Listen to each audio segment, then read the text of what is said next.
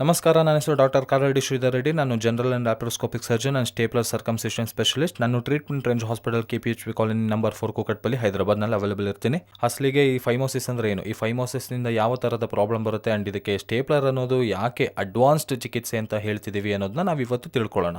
So phimosis ಅಂದರೆ ಏನಂದರೆ, ಈ ಪುರುಷರಲ್ಲಿ ಈ ಅಂಗದ ಮುಂದೆ ಇರುವ ಚರ್ಮ ಏನಿದೆ, ಈ ಚರ್ಮದ ಅಂಗದ ಮುಂದೆ ಫ್ರೀಯಾಗಿ ಮೂವ್ ಆಗ್ತಿರಬೇಕು, ಸ್ಲೈಡ್ ಆಗ್ತಿರಬೇಕು, ಫ್ರೀಯಾಗಿ ಸ್ಲೈಡ್ ಆಗ್ತಿರಬೇಕು. ಎಷ್ಟು ಹಿಂದೆ ಕೇಳಿದ್ರು ಇಲ್ಲಿವರೆಗೂ ಫ್ರೀಯಾಗಿ ಸ್ಲೈಡ್ ಆಗಬೇಕು. ಈ ಚರ್ಮ ಅನ್ನೋದು ಫ್ರೀಯಾಗಿ ಮೂವ್ ಆಗ್ತಿರಬೇಕು. ಅದನ್ನೇ ನಾವು ಕಂಪ್ಲೀಟಾಗಿ ನಾರ್ಮಲ್ ಅಂತೀವಿ. ಯಾವಾಗಿದ್ದು ಮೂವ್ ಆಗೋದಿಲ್ವೋ, ಅಂದರೆ ಸ್ವಲ್ಪ ಟೈಟಾಗಿ ಮೂವ್ ಆಗುತ್ತೋ ಅಥವಾ ಪೇಯ್ನಿಂದ ಮೂವ್ ಆಗುತ್ತೋ, ಸ್ವಲ್ಪ ಮೂವ್ ಆದಮೇಲೆ ಹಿಂದಕ್ಕೆ ಹೋಗಿ ಮತ್ತೆ ಫ್ರಂಟ್ಗೆ ಬರದೇ ಇರೋದು, ಇಂಥರದೆಲ್ಲ ಕಂಡು ಬಂದರೆ ಇನ್ನು ಫೈಮೋಸಿಸ್ ಅಂತೀವಿ. ಈ ಚರ್ಮ ಅನ್ನೋದು ಎಲಾಸ್ಟಿಕ್ ಆಗಿರುತ್ತೆ. ಈ ಚರ್ಮ ಎಲಾಸ್ಟಿಕ್ ಆಗಿರುತ್ತೆ.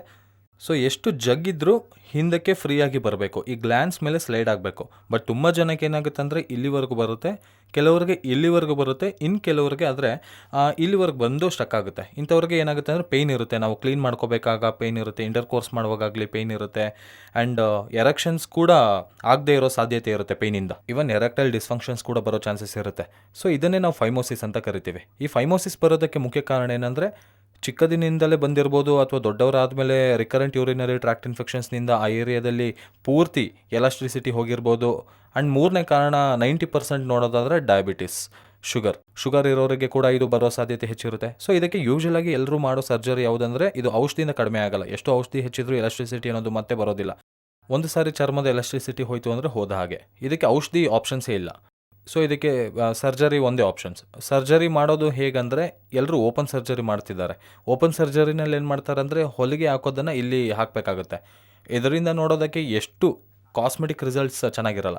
ಲೇಸರ್ನಲ್ಲಿ ಕೂಡ ಸೇಮ್ ಕಟ್ ಮಾಡಿದ ಮೇಲೆ ಹೊಲಿಗೆ ಹಾಕಬೇಕಾಗುತ್ತೆ. ಬಟ್ ನಾವು ಮಾಡೋ ಸ್ಟೇಪ್ಲರ್ಸ್ ಏನಿದೆ, KSR ಸ್ಟೇಪ್ಲರ್ ಸರ್ಕಮ್ಸಿಷನ್ ಸರ್ಜರಿ, ನಮ್ಮ ಟ್ರೀಟ್ಮೆಂಟ್ ರೇಂಜ್ ಹಾಸ್ಪಿಟಲ್ನಲ್ಲಿ ನಾವು ಮಾಡ್ತಿರೋ ಲೇಟೆಸ್ಟ್ ಸರ್ಜರಿ ಹೆಸರೇ KSR ಸ್ಟೇಪ್ಲರ್ ಸರ್ಕಮ್ಸಿಷನ್ ಸರ್ಜರಿ. ಇದರಲ್ಲಿ ಏನಂದರೆ ಸರ್ಕಮ್ಸಿಷನ್ ಡಿವೈಸ್ ಇರುತ್ತೆ, ಅದನ್ನು KSR ಬ್ರ್ಯಾಂಡ್ ಡಿವೈಸ್ ಇರುತ್ತೆ. ಇದು ಜಸ್ಟ್ ಡಿಸ್ಪೋಸಬಲ್ ಡಿವೈಸ್. ಜಸ್ಟ್ ಒಂದು ಪೇಷಂಟ್ಗೆ ಬಳಸಿದ ಮೇಲೆ ಬಿಸಾಕ್ಬಿಡ್ತೀವಿ. ಇದರಿಂದ ಕ್ರಾಸ್ ಇನ್ಫೆಕ್ಷನ್ಸ್ ಬರೋದಿಲ್ಲ. ಅಷ್ಟೇ ಅಲ್ಲದೆ ಪ್ರತಿ ಪೆನಿಸ್ ಸೈಜ್ಗೆ ಒಂದೊಂದು ಸ್ಟೇಪ್ಲರ್ ಸಪ್ರೇಟ್ ಡಿಫ್ರೆಂಟ್ ಆಗಿರುತ್ತೆ. ಸೊ ಈ ಸೈಜಸ್ ನೋಡೋದಾದರೆ 12ರಿಂದ ಸ್ಟಾರ್ಟ್ ಆಗೋಗಿ 36ವರೆಗೂ ಸಿಗುತ್ತೆ.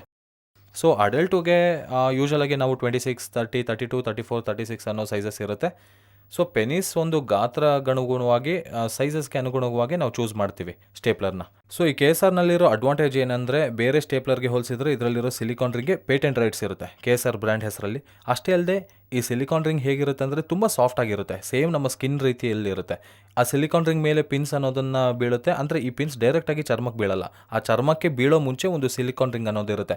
ಆ ರಿಂಗಿಂದ ನಮಗೆ ಪೇಯ್ನ್ ಆಗಲಿ, ಯಾವುದೇ ರೀತಿ ಎಡಿಮಾಗಲಿ, ಊತಾಗಲಿ, ಇಂಥರದಲ್ಲೇ ಬರೋ ಸಾಧ್ಯತೆ ಇರಲ್ಲ. ಅಷ್ಟೇ ಅಲ್ಲದೆ ಹೀಲಿಂಗ್ ಕೂಡ ತುಂಬ ಫಾಸ್ಟ್ ಇರುತ್ತೆ, ಮತ್ತೆ ಹೊಲಿಗೆ ಬಿಚ್ಚೋ ಅವಶ್ಯಕತೆ ಇರಲ್ಲ, ಮತ್ತೆ ಈ ಪಿನ್ಸನ್ನು ತೆಗೆಯೋ ಅವಶ್ಯಕತೆ ಇರಲ್ಲ. ಸೊ ನಮಗೆ ಈ ಚರ್ಮ ಏನು ಹಾಳಾಗಿದೆಯೋ ಇಲ್ಲಿವರೆಗೂ ತೆಗೆದು ಹಾಕ್ತೀವಿ. ಚರ್ಮನ ತೆಗೆದು ಹಾಕೋವರೆಗೆ ಈ ಯಾವಾಗ ಇದನ್ನು ತೆಗೆದು ಹಾಕ್ತೀವೋ ಈ ಚರ್ಮ ಏನಿದೆ ಅದು ಎಲಾಸ್ಟಿಕ್ ಆಗಿರುತ್ತೆ. ಹಾಗಾಗಿ ಹೊಲಿಗೆ ಅನ್ನೋದು ಪಿನ್ಸ್ ಅನ್ನೋದು ಇಲ್ಲಿ ಬೀಳುತ್ತೆ, ಪಿನ್ಸ್ ಅನ್ನೋದು ಇಲ್ಲಿಗೆ ಬೀಳುತ್ತೆ. ಸೊ ಈ ಗ್ಯಾಪ್ ಏನಿದೆ, ಈ ಗ್ಲ್ಯಾನ್ಸ್ಗೆ ಪಿನ್ಸ್ಗೆ ಮಧ್ಯದಲ್ಲಿ ಗ್ಯಾಪ್ ಏನಿದೆ, ಈ ಗ್ಯಾಪ್ ಓಪನ್ನಲ್ಲಿ ಚಾನ್ಸ್ ಇರಲ್ಲ, ಓಪನ್ನಲ್ಲಿ ಮಾಡೋದಕ್ಕೆ ಸಾಧ್ಯನೇ ಇರಲ್ಲ. ಈ ಗ್ಯಾಪ್ ನಮಗೆ ಕಾಸ್ಮೆಟಿಕ್ ರಿಸಲ್ಟ್ಸ್ ಕೊಡೋವಂಥದ್ದು. ಸೊ ಈ ಸ್ಟೇಪ್ಲರ್ ಪಿನ್ಸ್ ಏನಿದೆ ಇವು 10 to 12 ಡೇಸ್ನಲ್ಲಿ ಬಿದ್ದೋಗುತ್ತೆ. ಯೂಶಲಾಗಿ ನಾವು ತಗೋಬೇಕಾಗಿರೋ ಜಾಗ್ರತೆಗಳನ್ನ ಏನಂದರೆ, ಫಸ್ಟ್ ಕ್ಲೀನಿಂಗ್. ಎಷ್ಟು ಪ್ರಾಪರಾಗಿ ಕ್ಲೀನ್ ಮಾಡ್ತೀವೋ ಅಷ್ಟು ಬೇಗನೆ ಹೀಲ್ ಆಗೋಗುತ್ತೆ. And no intercourse at least for 1 ಮಂತ್ವರೆಗೆ ಸೇರಬಾರ್ದು. ಆ್ಯಂಡ್ ಮುಖ್ಯವಾದ ಟಾಸ್ಕ್ ಏನಂದರೆ, ಡಿಫಿಕಲ್ಟ್ ಟಾಸ್ಕ್ ಏನು ಈ ಸರ್ಜರಿನಲ್ಲಂದರೆ, ಯಾವುದೇ ಪರಿಸ್ಥಿತಿಯಲ್ಲೂ ಎರೆಕ್ಷನ್ ಆಗ್ದಂಗೆ ನೋಡ್ಕೋಬೇಕು. ಸೊ ಅಂಗಸ್ತಂಭನ ಆಗ್ದಂಗೆ, ಅಂಗ ಗಟ್ಟಿ ಆಗದಂಗೆ ನಾವು ನೋಡ್ಕೋಬೇಕು. ಇದು ಮಾತ್ರ 10 to 12 ಡೇಸ್ವರೆಗೂ ನಾವು ನೋಡ್ಕೋಬೇಕಾಗುತ್ತೆ. ಇದು ಒಂದು ಮಾತ್ರ ಪ್ರಿಕಾಷನರಿ ಮೆಷರ್ಸ್ ತೊಗೊಂಡಿದ್ದೆ ಆದರೆ ಸರ್ಜರಿ ಕಂಪ್ಲೀಟ್ ಆದಮೇಲೆ ಪೇಯ್ನ್ಲೆಸ್ ಸರ್ಜರಿ, ಯಾವುದೇ ರೀತಿ ಪೇಯ್ನ್ ಇರಲ್ಲ, ಯಾವುದೇ ರೀತಿ ಬ್ಲೀಡಿಂಗ್ ಇರಲ್ಲ, ಊತ ಇರಲ್ಲ, ಇಮಿಡಿಯೇಟಾಗಿ ಕ್ಯೂರ್ ಆಗೋಗುತ್ತೆ. ಇದರಲ್ಲಿರೋ ಮೋಸ್ಟ್ ಅಡ್ವಾಂಟೇಜ್ ಏನಂದರೆ, ಈ ಸರ್ಜರಿ ಮಾಡೋದಕ್ಕೆ 5 to 10 ಮಿನಿಟ್ಸ್ನಲ್ಲಿ ಸರ್ಜರಿನೇ ಮುಗ್ದೋಗುತ್ತೆ. ವಿತಿನ್ 30 ಮಿನಿಟ್ಸ್ ಪೇಷಂಟ್ನ ಡಿಸ್ಚಾರ್ಜ್ ಮಾಡಿ ಕಳಿಸ್ತೀವಿ. ಮನೆಗೆ ಹೋಗ್ಬೋದು, ಇಲ್ಲ ಆಫೀಸ್ಗೆ ಹೋಗ್ಬೋದು, ಡೈರೆಕ್ಟಾಗಿ ಅವ್ರವ್ರ ಕೆಲಸ ನೋಡ್ಕೋಬೋದು. ಸಹಜವಾಗಿ ಪ್ಯಾಂಟ್ ಆಗಲಿ ಅವರು ಆ್ಯಂಡ್ ಇನ್ನರ್ ವೇರ್ ಆಗಲಿ ಹಾಕ್ಕೊಂಡು ಹೊರಟು ಬಿಡ್ಬೋದು. ಸೊ ಫಸ್ಟ್ 1 or 2 ಡೇಸ್ ನೋಡೋದಾದರೆ ಸ್ವಲ್ಪ ಹಿಡ್ಕೊಂಡು ರೀತಿಯಲ್ಲಿ ಫೀಲಿಂಗ್ ಇರುತ್ತೆ, ಹಿಡ್ಕೊಂಡು ಹಾಗೆ ಏನು ದಾರದಲ್ಲಿ ಕಟ್ಟಿರೋ ಫೀಲಿಂಗ್ ಇರುತ್ತೆ. ಅದು ಬಿಕಾಸ್ ಆಫ್ ಸೆನ್ಸಿಟಿವಿಟಿಯಿಂದ. ಯಾಕಂದರೆ ಇಷ್ಟು ದಿನದವರೆಗೆ ಸ್ಕಿನ್ ಕವರಿಂಗ್ ಇತ್ತು, ಈಗ ಸ್ಕಿನ್ ಇರಲ್ಲ, ಹಾಗಾಗಿ ಒಂದು ರೀತಿಯಾಗಿ ಸೆನ್ಸಿಟಿವಿಟಿ ಇರುತ್ತೆ. ಈ ಸೆನ್ಸಿಟಿವಿಟಿ 1 or 2 ಡೇಸಲ್ಲಿ ಹೋಗುತ್ತೆ. ಸೊ ಯಾವುದೇ ರೀತಿ ಕಾಂಪ್ಲಿಕೇಶನ್ಸ್ ಇರಲ್ಲ.